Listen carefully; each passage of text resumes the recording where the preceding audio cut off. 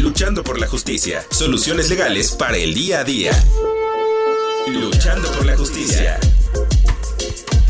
Hola, ¿qué tal, amigas y amigos de Luchando por la Justicia? Esperando que se encuentren muy bien y que tengan un viernes espectacular. Yo soy Jessica Torres y nos escuchamos a través de Ciudadana 660, todas las voces. Invitarles como cada viernes a escuchar el contenido de este programa, así como diversa información que tenemos disponible, que generamos para todas y todos ustedes con tanto gusto. Y el día de hoy tenemos a un súper invitado. Él es el magistrado René Rubio Escobar. Él es licenciado en Derecho por la Universidad La Salle. Ha impartido diversas materias y cátedras en la formación de secretarios y secretarias del Instituto de la Judicatura Federal en diversas ciudades del país, y también ha impartido diferentes conferencias de juicio de amparo en las casas de la cultura jurídica de la Suprema Corte de Justicia de la Nación, y también ha sido juez y pues actualmente es magistrado del Poder Judicial Federal. Querido magistrado, bienvenido a Luchando por la Justicia del IMER Radio. Muchas gracias, Jessica,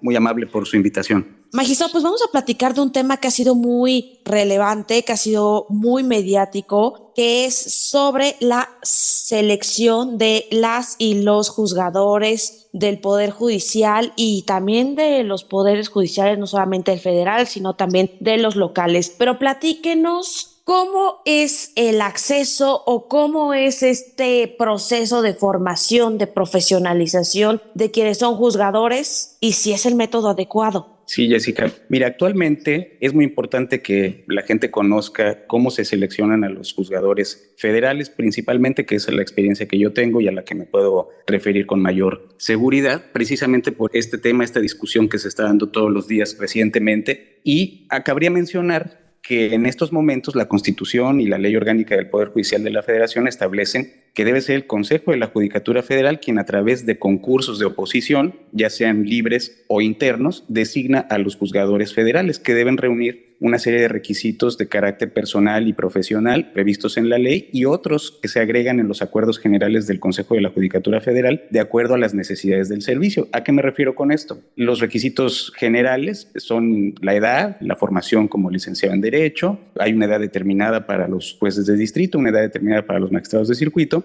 y ya dependiendo del tipo de necesidades que se quieran cubrir, el Consejo de la Judicatura Federal puede agregar algunos otros requisitos como la especialización, los conocimientos especiales de alguna materia en particular, una determinada formación profesional o carrera que se haya seguido, y actualmente tenemos ese tipo de concursos. La formación que yo he tenido y que es a la que me puedo referir es la de carrera judicial a través de un concurso interno. Las personas que ya hayan pasado por puestos de la carrera judicial, como son actuario, secretario, ya sea de juzgado de distrito o tribunal de circuito, pueden acceder a las diversas categorías después de haber transcurrido un cierto tiempo de experiencia y de resultados obtenidos. Pueden contender a través de un concurso que normalmente tiene 3 etapas. Una primera etapa de filtro, donde las personas interesadas, todas las que reúnen los requisitos, presentan un examen de cuestionario escrito. Una vez que se pide una calificación determinada, solo los que la hayan obtenido pueden pasar a la siguiente etapa, donde ya viene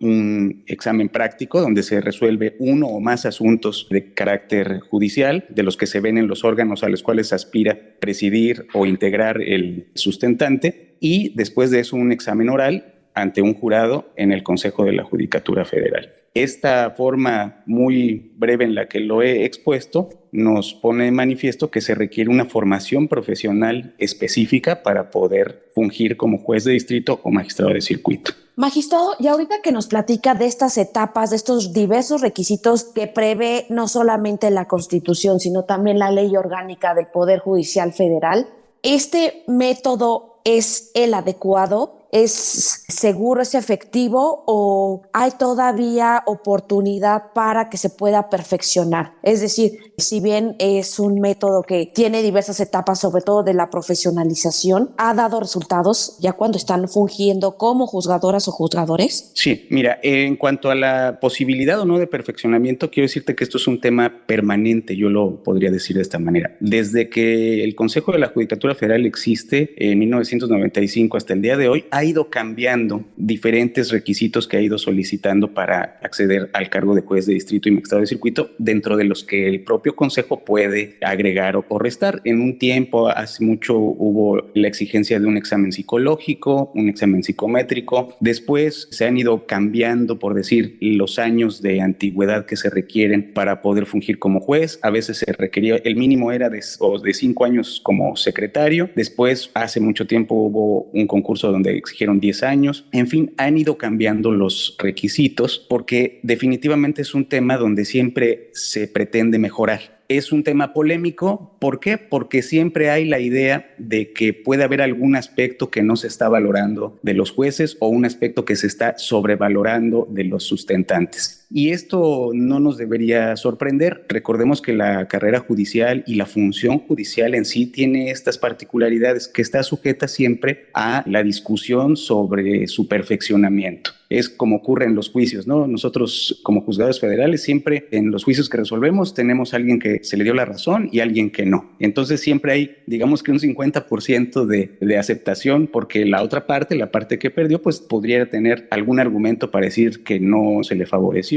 En fin, esto sucede también con los concursos de distrito. No puede haber alguien que diga, bueno, es que a mí no me valoraron determinada circunstancia o le restaron valor a determinada formación que yo tengo. O sea, siempre va a ser necesario un perfeccionamiento de este modelo. Ahora, en cuanto a los resultados, si nosotros nos vamos a cuestiones meramente estadísticas, podemos ver cómo ha crecido el Poder Judicial de la Federación, no solamente en cargas de trabajo, en egresos de asuntos, y si nos vamos a las cuestiones sustantivas, podemos ver que también ha habido una gran evolución en criterios, sobre todo de protección de derechos humanos. Yo podría decirles, venimos desde una época en la cual no eran tan relevantes o no se ponía tanto énfasis en el estudio de las normas de carácter internacional, los tratados internacionales. Ahora ya lo son. Se ha incorporado y se ha ampliado también el margen para poder realizar un control constitucional en favor de derechos humanos. Es decir, todo se ha ido mejorando con el tiempo, no solo en el aspecto operativo, sino también en el aspecto sustantivo. Entonces, yo creo que eso es una muestra de que el Poder Judicial de la Federación ha ido cumpliendo con su misión, ha ido evolucionando de manera favorable, sin que esto signifique que no pueda ser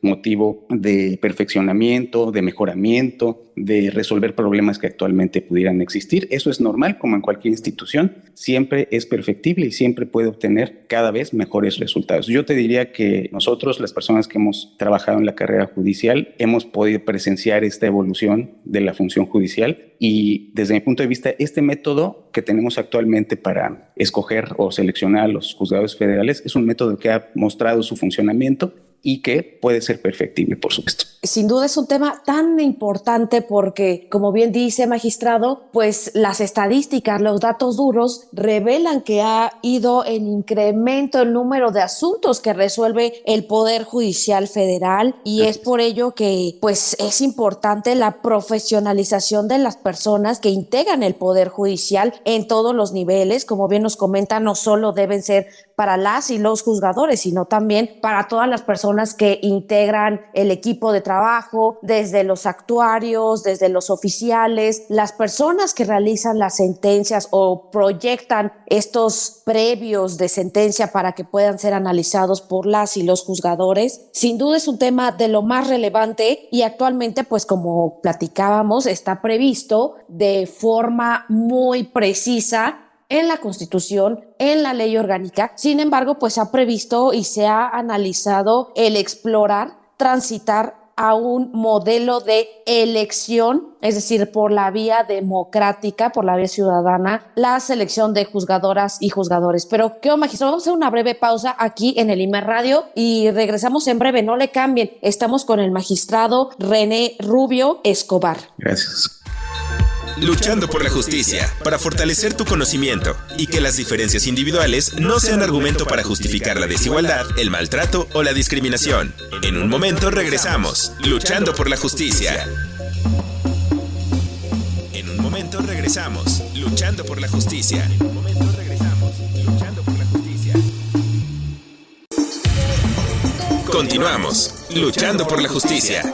Amigas y amigos de Luchando por la Justicia, ya regresamos de una breve pausa. Invitarles nuevamente a escuchar el contenido de este programa, así como diversa información que tenemos disponible para todas y todos ustedes. Y como platicábamos en la primera parte de este programa, tenemos como invitado al magistrado René Rubio. Él nos está platicando sobre el proceso, el método de selección de personas juzgadoras, y no solamente eso, también de las personas que integran en sí al Poder Judicial, de todo el personal que está colaborando desde diversas estructuras. Pero querido magistrado, ya regresamos. Nos quedamos en esta pregunta. ¿Es viable, no es viable el transitar a estas nuevas propuestas de selección de juzgadores y juzgadoras por la vía democrática, es decir, por el voto ciudadano? Sí, Jessica, me parece un aspecto muy relevante de esta discusión. Como toda discusión de carácter público, como todo debate público, lo mejor es que sea un discurso y un debate de tipo racional. ¿A qué me refiero? Escuchar todas las ideas y también los argumentos, por supuesto, que sustenten estas propuestas. Por eso es importante que ahora las personas estén informadas sobre este tipo de propuestas y que definitivamente tienen elementos para poderse discutir. Para esta pregunta que me haces, yo te pudiera decir, recordemos que el Estado mexicano está constituido como una democracia constitucional. ¿Qué significa esto? Una democracia constitucional es un Estado en donde las decisiones se toman por mayoría, como sucede en nuestras elecciones, donde se elige al titular del Poder Ejecutivo, a los representantes en el Poder Legislativo, y en esa democracia constitucional, esas mayorías también tienen unas reglas a las cuales apegarse, y las autoridades tienen unas reglas a las cuales apegarse, que son las garantías para hacer valer los derechos fundamentales de las personas. ¿Por qué es importante la preservación de la democracia constitucional? Si bien es cierto, es una fuente de legitimidad las decisiones por mayoría, no se pueden dejar de lado los derechos fundamentales de todas las personas, pertenezcan o no pertenezcan a esas mayorías. Entonces, eso es lo que define la democracia constitucional, decisiones tomadas por mayorías, pero con límites y con protección de derechos fundamentales, garantizados además por medios de control constitucional. ¿Qué relación tiene esto con la posible elección de juzgadores federales a través del voto popular? Si nosotros observamos en la mayoría, o yo pudiera decir, salvo un país que es Bolivia, que es el que tengo ahorita en mente, en los países democráticos como el nuestro, el Poder Judicial no es de aquella parte del Estado, aquella función en donde las personas eligen directamente a quienes lo encabezan. Y esto tiene una razón fundamental. Nosotros escogemos al titular del Poder Ejecutivo y a los representantes del Poder Legislativo porque el Legislativo se encargará de discutir y emitir normas de carácter general para regular los diversos aspectos de la vida de las personas, de la vida en sociedad y del propio Estado. El Poder Ejecutivo tiene un plan de gobierno que se encarga de desarrollar en favor de la población y siempre sujeto a la normatividad que los representantes del Poder Legislativo han emitido. No sucede lo mismo con el Poder Judicial porque la función del Poder Judicial es, a través del conocimiento y resolución de controversias, vigilar que las reglas emitidas por el Poder Legislativo se cumplan y además que el actuar del Poder Ejecutivo se ajuste a esas reglas que ha emitido el Poder Legislativo. Entonces, cuando el Poder Judicial ejerce su función, sobre todo función de carácter constitucional, lo que hace es preservar el orden constitucional. Por eso no está sujeto a una elección directa de los jueces, de los magistrados, de los ministros, porque si esto fuera así, entonces el Poder Judicial entraría en la misma lógica del Poder Legislativo y el Ejecutivo, orientado a obtener una votación favorable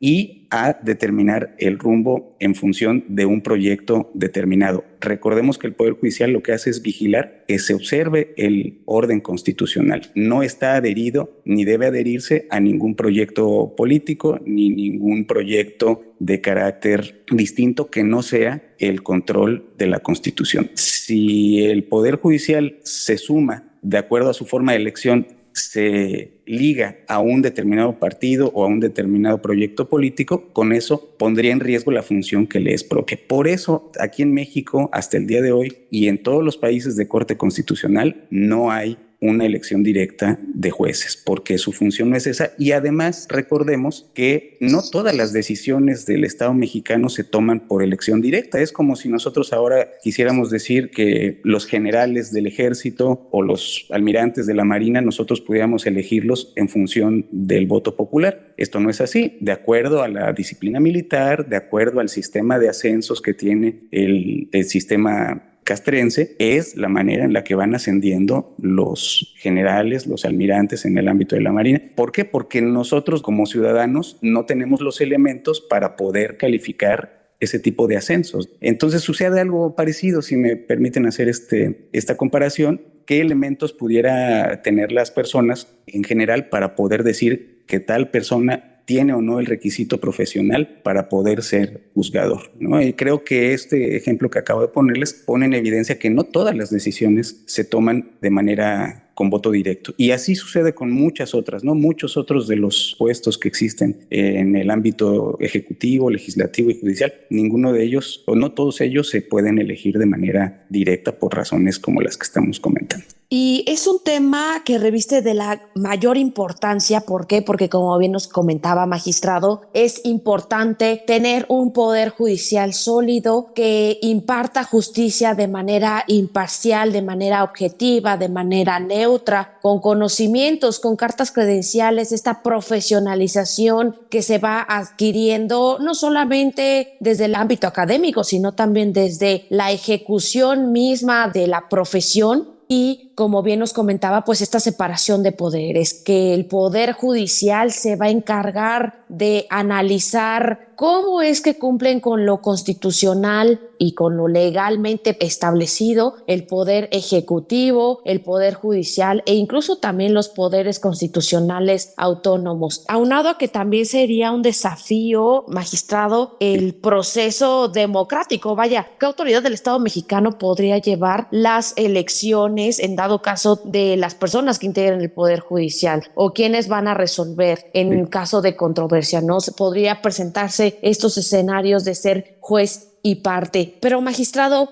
ahorita que también comenta esta parte del proceso de selección de magistrados, de jueces por la vía democrática que no es tan viable, ¿qué otro escenario ve que sería complicado? Porque, bueno, ahorita ya nos comenta que se debe de impartir justicia dentro de este escenario, dentro de esta estructura, y también, pues bueno, el desafío institucional, ¿cómo rompería esta estructura del Estado en sí mismo si transitáramos a este modelo de elección democrática? Mira, yo he estado viendo algunas propuestas porque no he visto así algo bien estructurado sobre la propuesta en sí en relación con el voto popular de jueces y magistrados, que es al que nos estamos refiriendo. En redes sociales, intercambiando opiniones con algunas personas, el otro día me hicieron el favor de compartirme, me decían, bueno, es que puede ser el método de selección con todos los exámenes y todos los procesos de carácter técnico que ya prevé la Ley Orgánica del Poder Judicial de la Federación y los acuerdos del Consejo de la Judicatura Federal, pero que al final sea el voto popular el que decida dentro de determinados candidatos que reúnen los requisitos quién es el que va a ejercer la función. Y aquí viene una cuestión muy importante, Jessica, como nosotros como juzgadores en realidad tenemos un contacto con la sociedad del primero a partir de las sentencias. O sea, las resoluciones de los jueces y juezas, magistrados y magistradas, lo racional es discutirlas a partir de su contenido. Pero ¿qué es lo que vemos muy frecuentemente? Y eso es algo que no nos espanta ni no nos sorprende a los miembros del Poder Judicial.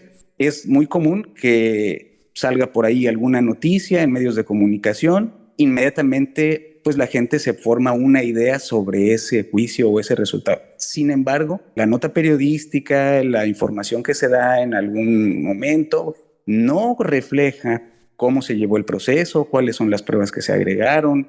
Vaya, no es propiamente la noticia periodística un reflejo íntegro de lo que fue el conflicto, de lo que fue su resolución, de los argumentos de la sentencia. Eso casi nunca se ve. ¿Y qué relación tiene esto con un posible acceso de jueces y magistrados o juezas y magistradas por voto popular? ¿Qué referencia tendría la ciudadanía para poder emitir un voto en este sentido? Si las cosas son como hasta el día de hoy, bastaría con que algún medio de comunicación, algún representante político, a algún integrante de alguno de los otros poderes, ya sea el legislativo o el ejecutivo, expusiera tal vez alguna opinión, ya sea favorable o contraria respecto de alguna sentencia, para que entonces eso impacte en la idea de si el asunto se resolvió correctamente o se resolvió incorrectamente. Esto, reitero, sin conocer de ninguna manera el proceso íntegro y sin conocer todos sus detalles. Entonces creo que esa sería la fuente de información. ¿Cómo viene a romper esto a la forma de funcionar de los jueces? Pues que estarían sujetos a las noticias y a lo que digan otros integrantes de la sociedad, tal vez hasta los partidos políticos, de su labor.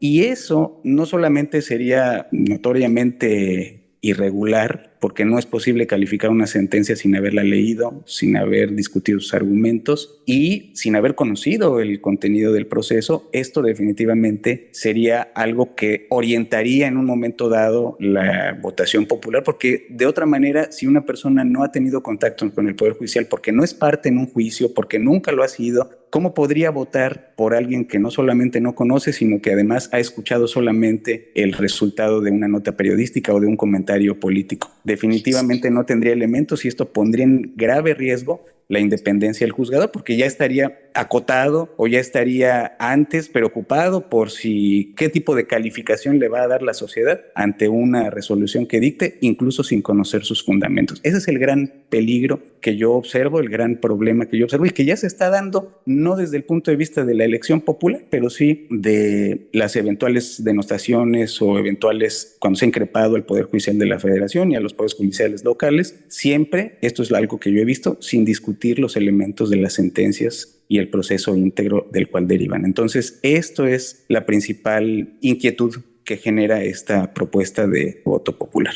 Y sin duda el tema de hacer campaña o qué van a hacer, si también una pre-campaña, si en dado caso podrían participar actores políticos en estos escenarios, cómo sería el modelo de comunicación política, el tipo de propaganda que deberían de hacer e incluso los recursos públicos que debieran de utilizar y ser fiscalizados para el tema de una eventual propaganda, de una eventual campaña, de un proselitismo político para poder ser electo por el voto ciudadano, aunado al reto institucional que implicaría para las autoridades electorales el poder discernir todo este escenario, no solamente por cuestión estructural, sino también por cuestión técnica y de presupuesto. Pero querido magistrado, se nos acabó el tiempo aquí en la radio y quisiera pedirle sus redes sociales. ¿Cómo podemos encontrarlo? Gracias. Me pueden encontrar en X o antes Twitter como @René Rubioe. También he tenido oportunidad porque me han invitado en algunas ocasiones a escribir algunos artículos para la revista digital Paréntesis Legal. Ustedes la pueden buscar como paréntesislegal.com y ahí viene una serie de participaciones, no solamente mías, sino de otras personas en el ámbito jurídico. Bueno, pues ahí tenemos toda la información. Yo quiero agradecerle, magistrado René Rubio Escobar, que haya participado y platicado con nosotros aquí en la radio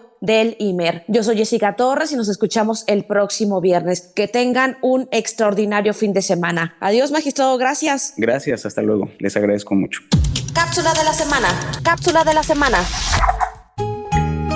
¿Sabías que cada 1 de marzo se conmemora la cero discriminación a fin de promover y conmemorar el derecho de cada persona a vivir una vida plena con dignidad, independientemente de su aspecto, identidad de género, lugar de procedencia, edad, discapacidad, raza, etnia, idioma, estado de salud, estatus económico o migratorio, o por cualquier otra índole? La CEDAW ha precisado que la discriminación contra las mujeres es toda distinción, exclusión, restricción basada en el sexo que tenga por objeto o por resultado menoscabar o anular el reconocimiento, goce o ejercicio por la mujer, independientemente de su estado civil, sobre la base de la igualdad del hombre y la mujer, de los derechos humanos y las libertades fundamentales en las esferas política, económica, social, cultural y civil o en cualquier otra esfera. Esto fue Luchando por la Justicia. Promueve el pensamiento de respeto a los derechos humanos. Luchando por la Justicia.